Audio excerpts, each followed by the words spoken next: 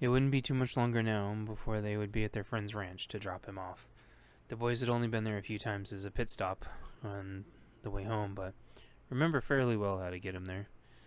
They'd picked him up prior to some rallies before, and he was on the way.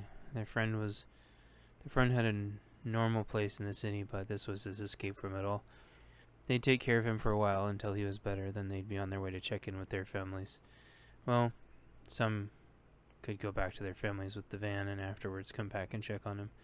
They'd figure out some kind of cadence once he was stable. Chapter 3. The Dirt Says Yes. The van slowed as they pulled into a dirt driveway.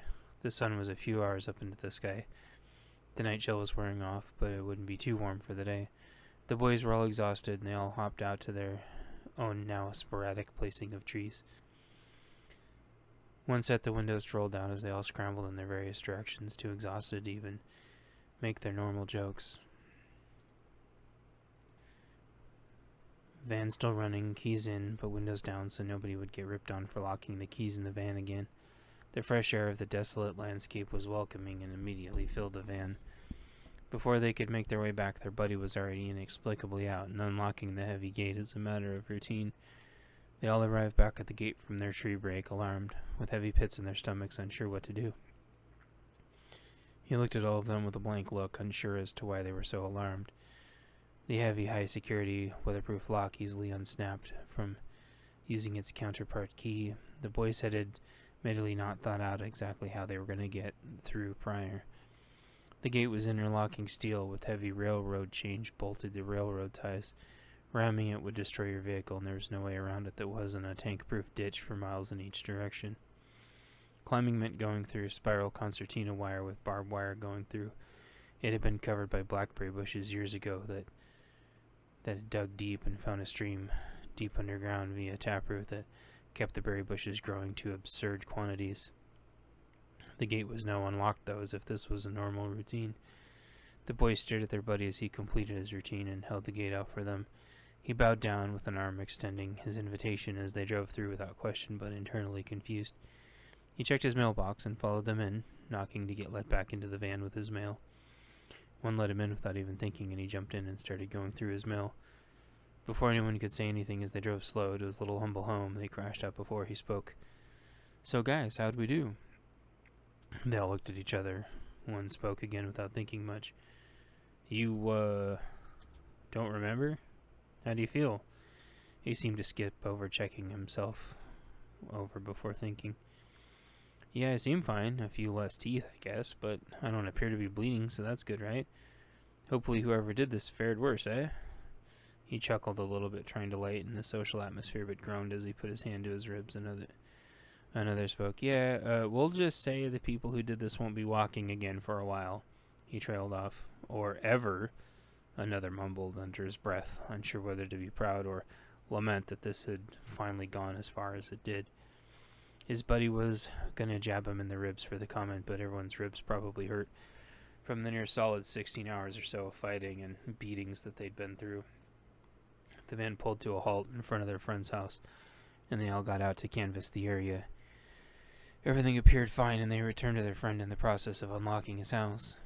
"Let me get everyone something to drink," he said as cheerily as he could muster. He looked at them all, and they looked like hell. They hadn't cleaned up at all the places they'd gone. They were so used to be caked in urine and in contrast milk mixtures for cleaning the chemicals out of their eyes that they would often forget. It hadn't been unusual for them to go hours, faces caked in white, as they would give up cleaning their faces, getting pepper sprayed and bear sprayed so often. The boys started smacking themselves in the head, realizing that they had been going to the truck stop and corner store still caked in various sprays and urine. Most everyone had stopped bringing cleaner with them because until you got rid of your clothes, you weren't going to get rid of most of the odorous and capsicum smell. Ridiculous Scoville ratings, too high for any food to naturally have, going right into your eyes. Burns really bad. You do eventually get used to it, but having it in your eyes for too long can cause blindness.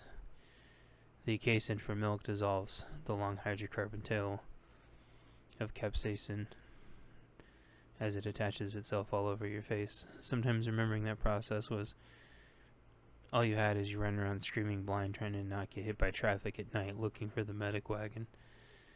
Water helps a little, but there'd been a new emergency spray developed that got the burn off almost immediately. There was only a few medics that carried it, though, due to the cost, and the boys almost never had the luxury of running with medics, so they would wash their faces with some form of milk, water, and baby shampoo and keep going. They got used to the smell now, so only in the clean air did they realize how bad they reeked. Man, y'all stink. Let's get inside and get the hot water going in the showers.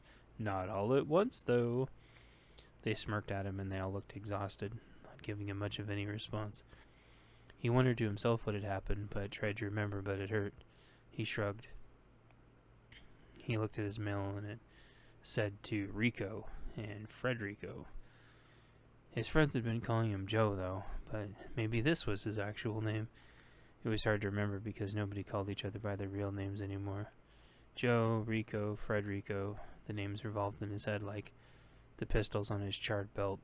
His head twitched once at the discrepancy. Frederico. The name seemed to land like a marble on a roulette wheel. He was home. He threw the mail on the table and flicked on the hot water on his charge controller. The load balancer was supposed to be hooked up to the battery's inverter in a wind turbine, but no such luck. He'd unfortunately never had the money to put in the wind turbine after having the concrete pad laid. Instead of the controller defaulted back to his natural gas reservoir buried behind his homestead. The water was immediately started to cycle past pipes getting hot. It produced hot water on the spot for hours. Before long, there were tons of dudes running around the house, snapping each other with clean wet towels and acting weird. Rico grabbed all their rancid clothes and started washing them all in a mop bucket and handmade soap from under the sink. By the time they were all done cleaning up the clothes,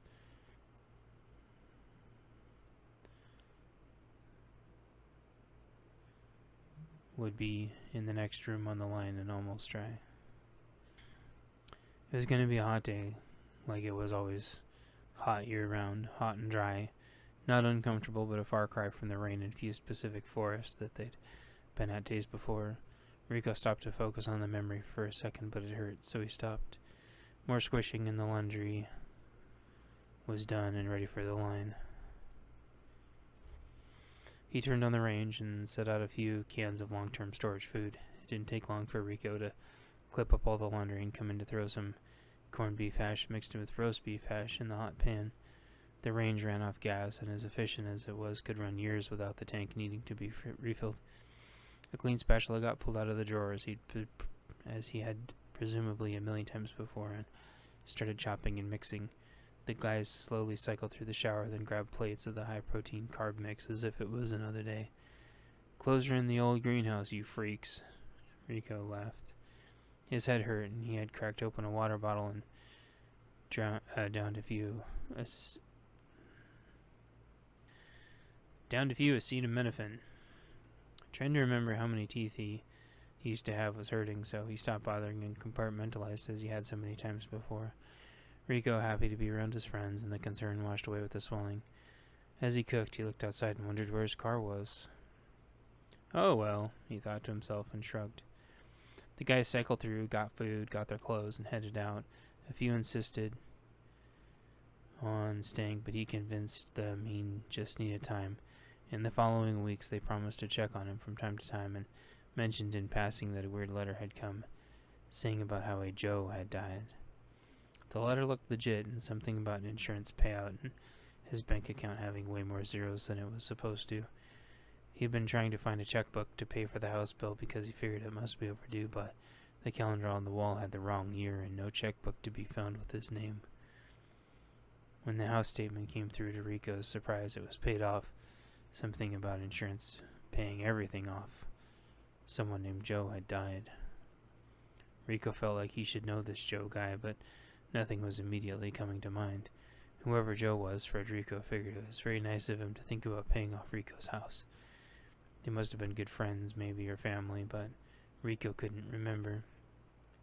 Rico had been cooped up for a while as he puttered away on his garden, trying to resurrect his little underground wellspring deal.